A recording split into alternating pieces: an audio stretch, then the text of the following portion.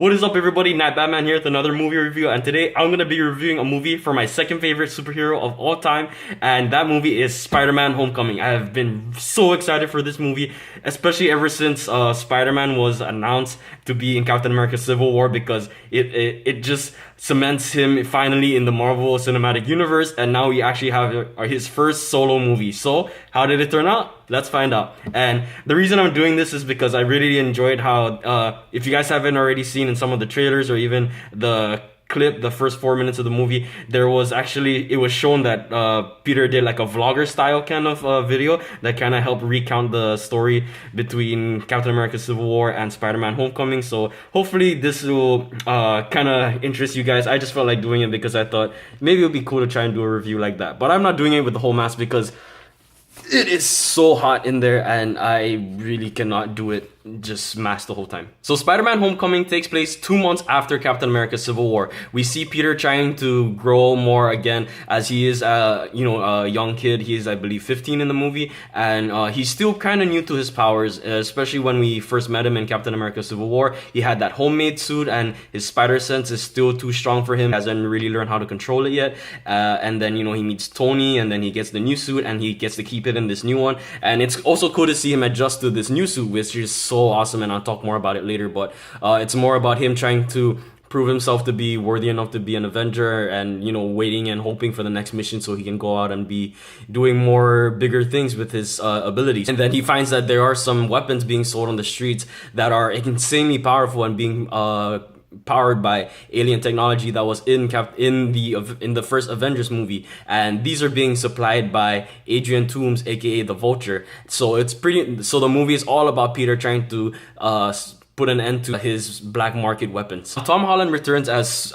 Peter Parker / Spider-Man, and I always thought ever since Captain America Civil War came out, even though his screen time was very little in that movie, he really pulled it off very well. He pulled off not only Peter Parker, but he also pulled off Spider-Man. And watching this movie, I can 100% tie my life into this statement that Tom Holland is Peter Parker and he is Spider-Man. He just makes the character so endearing to watch as he grows and tries to deal with high school, trying to deal with having a social life, and trying to also deal with being a hero. And he really pulls off a lot of the humor. They really made Spider-Man the funniest I've ever seen. And the one big thing I like most about this movie is that unlike the other movies is they tend to of course have some emotional weight to it, but maybe a little too much, where to the point where Spider-Man just didn't really feel like he could be as fun as he is in the comics. And finally, this movie has so much humor and so much fun to it. It really shows some of the reasons why us fans love Spider-Man so much. It's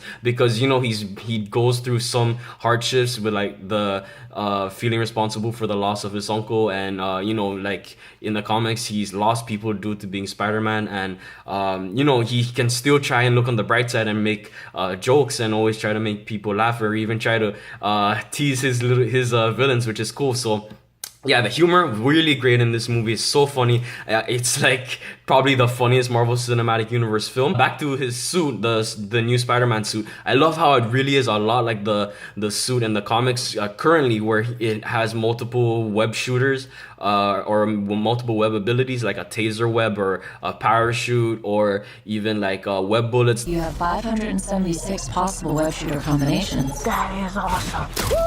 It's just so cool. There's so many combinations, and we didn't get to see much, but I'm glad to see that the suit is more technical like it is in the comics right now, and so that made it so fun to watch while still retaining its classic comic book look. That is so cool. And even the expressions in the eyes, sometimes there were moments where it looked like different eyes and from different Spider-Man masks, and I love that because it felt like a nice way to throw back to other designs of the Spider-Man suit. There was one moment from the comics, I won't say what moment it was, but they really brought to life a famous Spider-Man moment, and they nailed it so well. And Tom Holland just really sold that scene because of how great of an actor he is and how well he does at portraying Spider-Man. You also hear some nice throwbacks to even Captain America Civil War. You hear them mentioning a lot of other superheroes. It's just, you really can tell that the Marvel Cinematic Universe has really grown, and I love how organic it felt to see just these regular high school students talking about these superheroes in the world, or even these past events that have happened in the films. It's just so cool to see, because it really makes this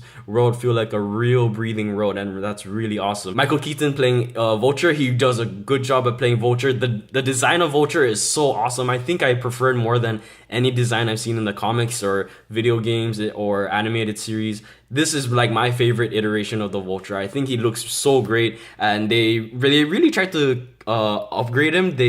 It felt like they took this B or C list villain to A list kind of level, but unlike other Marvel Cinematic Universe films, I think they succeeded a little more in handling the villain this time, except when it came to Shocker, because Shocker got a little less screen time and he didn't feel so pivotal to the story. But when it came to the Vulture, they really handled him well, and they actually worked in a really cool way to tie him into Spider-Man's personal life, so I won't really say much about that because that was a really big shocker.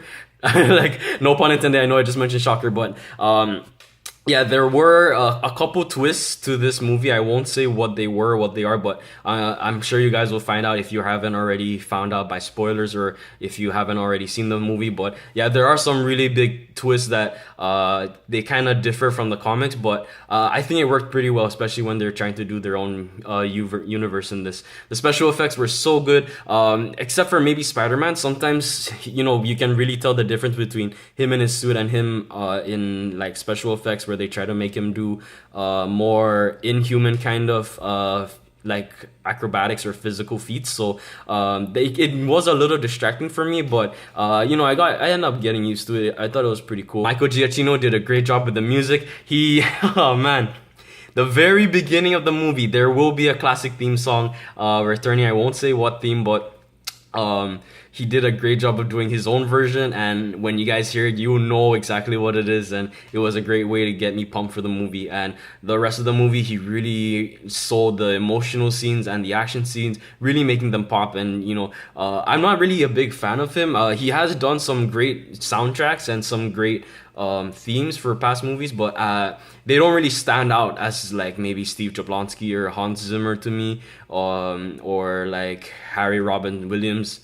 I kind of forgot his name, but yeah, Michael Giacchino, again, good composer, and he did a great job with this movie, so the music is great on that front. This movie was really fun. I love how Tony fit into this, how he played like a father/mentor role. Him and Tom Holland have really good chemistry, and they really showed like a bond, and you can really tell that Tony's really trying to look out for him and just wanting the best for him. And it's just so cool to watch, and you really makes you more like hopeful for what we can see between the two of them as like the Marvel Cinematic Universe goes on. So I thought he was a really good addition to the movie. Even Jon Favreau as Happy, that was cool to see him back in the movie, and surprisingly with even more screen time than I expected. So that was cool. Another character from past Marvel Cinematic Universe films returns. I won't say who exactly, but that person returns at the end, and I won't say you already know who once you see that character. So that really got me so hyped, and I love again how this universe is growing and how Spider-Man is finally part of it. And with this movie, it is a great way to start him off outside of Captain America Civil War, because this movie is so funny. You will have so much fun. It's not gonna be as like a downer sometimes like Amazing Spider-Man or Amazing Spider-Man 2 or the some of the Tobey Maguire films, the Sam Raimi films, because those were they did well with Spider-Man, but they just felt a little too dramatic, and Peter just had a little too much emotional burden. And I know that he does have that, but he deals with it. I know he has the emotional burdens in comic books, but what I like is how he has that here in the movie, but he doesn't dwell on it too much. What makes this movie so great is how it shows him grow more and really push more forward and be more triumphant, and we can really feel that triumph, and makes it so endearing to watch. And it's just so great because that's how Spider-Man is, and hearing him making jokes so often and just seeing him so awkward in serious situations is just so perfect. They really nailed Spider-Man in this, so it makes me so proud and makes me love this movie even more. So, and the story, man, this movie felt like it was 3 hours to me, but it was actually less. I'm not saying that it dragged, but I'm just saying that it felt like they really crammed in a lot of stuff. Overall, for my review for Spider-Man Homecoming, I gotta give this movie a 5 out of 5. This was a perfect Marvel Cinematic Universe film. You guys have gotta go check it out. It is probably my favorite film in the MCU, and a great way to have Spider-Man have his own first solo movie, and you guys are really gonna enjoy it. You're gonna have a lot of fun. Go check it out. You're really gonna enjoy it. There are are 2 post-credit scenes, so stay for those. Those are pretty good. Other than that, if you guys have seen it, what were your favorite scenes? What did you enjoy most about the movie? Or did you like it? Did you not like it? Please feel free to share those in the comments below, and I'll check those out. Thank you guys so much for sticking with me and for checking out my review and for hearing my thoughts. And I would also like to hear your thoughts with whatever you have to say in the comments below. So thank you guys so much for watching, and I hope you enjoyed. Take care. Spider-Man Homecoming, go check it in theaters. Later.